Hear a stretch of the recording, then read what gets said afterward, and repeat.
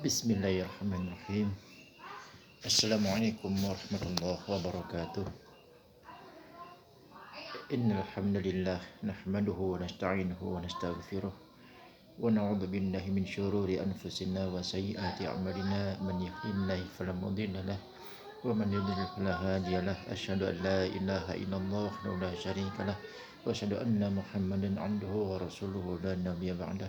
Allahumma fassalli wa sallim ala sayyidina Muhammadin kana sadiqal wa'di wa kana sadiqar rasulan wa nabiyyan wa ala alihi wa ashabihi alladhina yuhsinuna islamuhum wa lam yaf'alu syai'an fariyan an-ba'd.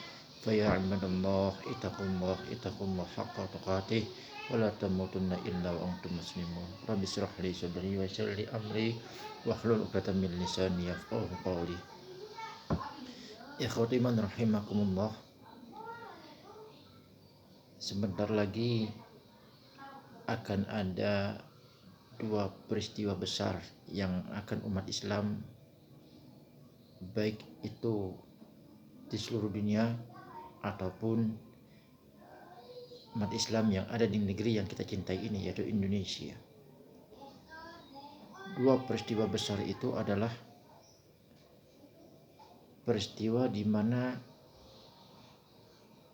umat Islam, peristiwa yang pertama itu adalah peristiwa di mana umat Islam di seluruh dunia itu berkumpul di Makkah Al-Mukarramah untuk menunaikan ibadah haji.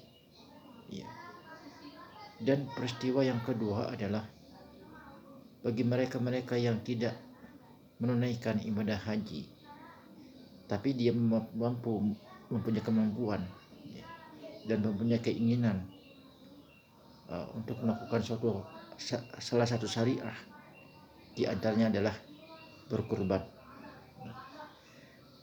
Umat Islam di mana saja dia berada atau mereka berada, pasti mereka akan merayakan kedua hal ini, yaitu kita merayakan ibadah haji atau kita melaksanakan ibadah haji bagi yang mampu, dan kita berangkat ke Makkah Al-Mukarramah.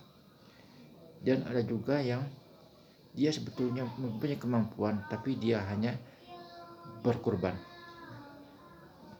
Ikhwatu iman rahimakumullah, kita akan bahas masalah kurban saja pada kali ini. Pada konten kali ini kita membahas masalah kurban saja. Kurban itu dari status hukumnya, dari segi status hukumnya itu ada dua, ada dua status hukum. Pertama, status hukum kurban itu adalah sunnah muakkad, dan yang kedua, status hukum dari kurban itu adalah yang wajib. Kurban yang berstatus hukum sunnah muakkad itu adalah kurban yang akan sebentar lagi kita laksanakan, yaitu kurban yang jatuhnya pada tanggal 10 Dzulhijjah sampai tanggal 13 Dzulhijjah. Sementara kurban yang wajib itulah kurban dikarenakan adanya sebuah nadar dari Allah nadar dari kita sendiri, bernadar kepada Allah Subhanahu wa taala. Kita bahas masalah kurban yang berstatus hukum sunnah muakkad, yaitu kurban yang sebentar lagi kita akan laksanakan, yaitu dari tanggal 10 Dzulhijjah, 11 Dzulhijjah sampai 13 Dzulhijjah. Kurban yang kita akan laksanakan pada tanggal 10 Dzulhijjah sampai tanggal 13 Dzulhijjah itu berstatus hukum sunnah muakkad. Berstatus hukum sunnah muakkad. Tentu bagi orang-orang yang ingin melaksanakan kurban itu ada syarat-syarat tertentu yang harus kita penuhi atau yang mereka penuhi. Yaitu yang pertama, dia harus muslim, lalu kedua adalah balik, dan yang ketiga dia mempunyai kemampuan. Jadi ketiga hal ini perlu diperhatikan karena ini adalah merupakan bagian persyaratan yang harus dipenuhi oleh umat Islam yang mempunyai keinginan untuk berkurban. Itu dari segi orangnya. Bagaimana kalau misalnya kita ini ingin berkorban, tapi kita juga harus mengetahui syarat sah hewan seperti apa atau jenis hewan seperti apa yang harus dikorbankan itu, yang menjadi syarat sahnya. Di sini perlu kita perhatikan syarat sah daripada hewan yang bisa dijadikan kurban adalah yang pertama, kurban itu harus berasal dari hewan ternak. Sementara hewan ternak itu banyak jenisnya. Ya, ada unggas, itu hewan ternak. Apakah itu dijadikan sebagai syarat sah hewan ternak, hewan kurban atau tidak? Ternyata unggas atau semacam ayam, bebek dan sebagainya itu tidak termasuk terkategori hewan ternak yang dijadikan sebagai syarat sahnya kurban. Jadi tidak sah dan tidak diperkenankan.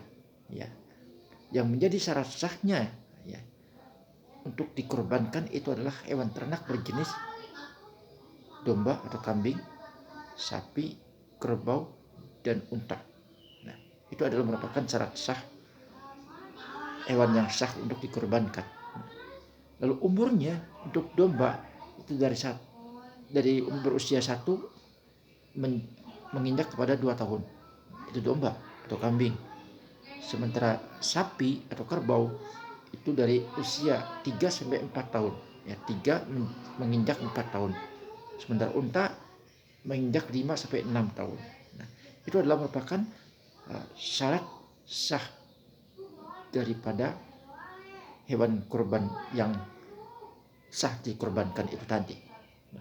Dan yang terlebih lagi, selain hewan ternak berjenis unta, kerbau, kambing, dan sapi, dan tadi usianya sudah saya sebutkan itu tadi, dan hewan yang sah dikorbankan itu adalah hewan-hewan yang tidak cacat sama sekali dan itu sehat serta gemuk-gemuk, dan itu bisa dijadikan sebagai kategori hewan yang sah untuk dikorbankan. Ikhwatu iman rahimakumullah. Lalu muncul sebuah pertanyaan kalau begitu. Di sini kan ada hewan yang sah dikorbankan itulah domba atau kambing, sapi, kerbau, dan unta. Sementara kita ini mempunyai kebebasan untuk memilih hewan korban mana yang akan dikorbankan itu menurut selera kita. Akan tapi ketika kita mempunyai keinginan untuk memilih hewan kurban yang dikorbankan itu, tapi kita tidak mampu untuk membelinya. Sebenarnya kita mampu untuk membeli domba misalkan, tapi sebenarnya kita tidak menginginkan domba untuk dijadikan sebagai hewan kurban. Akan tetapi misalnya kita yang diinginkan oleh kita adalah sapi. Jadi hal seperti inilah banyak jalan dari masyarakat yang mengambil jalan pintas, yaitu sebuah patungan untuk hewan kurban itu. Kalau seperti itu, bagaimana status hukumnya? Nah, status hukumnya itu telah dijelaskan oleh beberapa ulama, dan itu diperkuat dengan berbagai macam dalil. Di antaranya itu adalah ada seorang ulama yang berpendapat bahwa kita boleh saja berpatungan dengan ada satu syarat. Apa syaratnya? Syaratnya itu adalah hewan yang dikorbankan itu sapi, bukan domba. Domba itu tidak boleh patungan. Kenapa? Karena domba masih bisa dibeli atau bisa dijangkau oleh pribadi seseorang. Oleh karenanya yang bisa patungan itu adalah sapi, kerbau, dan unta. Dan itu pun dibatasi secara maksimum, dan itu tidak boleh lebih dan tidak boleh kurang. Berapa jumlah orang yang patungan itu? Jumlah orang patungan untuk 1 ekor sapi atau 1 ekor unta dan sebagainya itu maksimal itu 7 orang. Tidak boleh lebih dan tidak boleh kurang. Itu adalah merupakan pendapatnya, maaf saya lupa ini, pendapatnya Imam Ibnu Qudaimah di dalam kitab Al-Mughni. Jadi Imam Ibnu Al-Qudaimah mengatakan bahwa kita boleh patungan tapi hewan yang dikorbankan adalah sapi, bukan domba. dan batas maksimumnya 7 orang, tidak boleh kurang dan tidak boleh lebih. Ikhwatu iman rahimakumullah. Lalu kapan ya yang menjadi syarat sahnya penyembelihan itu? Yang menjadi syarat sahnya pembelian itu dari hewan kurban itu sah disembelihkan atau disembelih pada tanggal 10, 11, 12, dan 13, dan itu tidak boleh kapan saja, tidak boleh. Ya. Dan itu syarat sah dari penyembelihan hewan kurban itu dari tanggal sekian, itu tanggal 10, 11, 12, dan 13. Ya. Lalu bagaimana tata cara pembagian dagingnya? Tata cara pembagian dagingnya itulah sepertiga untuk pengorban, sepertiga untuk diberikan kepada orang-orang yang tidak mampu, ya. Dan kita dilarang untuk menjual kulitnya, dagingnya, dan lain sebagainya, dan itu dilarang. Nah, mengenai pelarangan ini, ya, ini ada salah seorang ulama dari Imam An-Nawawi, itu beliau mengatakan bahwa kita tidak diperkenankan untuk menjual hasil kurban itu tadi. Jadi tidak diperkenankan untuk menjual hasil dari kurban itu tadi. Sampai kukunya pun tidak diperkenankan. Sementara menurut ada salah seorang ulama yang mengatakan, saya lupa namanya itu, yaitu Habib Abdurrahman. Ya. Beliau adalah Habib Abdurrahman. Beliau mengatakan bagi orang miskin, ya, apabila telah menerima daging kurban, otomatis daging kurban itu menjadi miliknya dan itu boleh diperjualbelikan. Ya.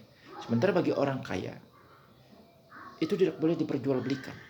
Kalau misalnya sudah menerima daging tapi tidak boleh diperjualbelikan. Karena apa?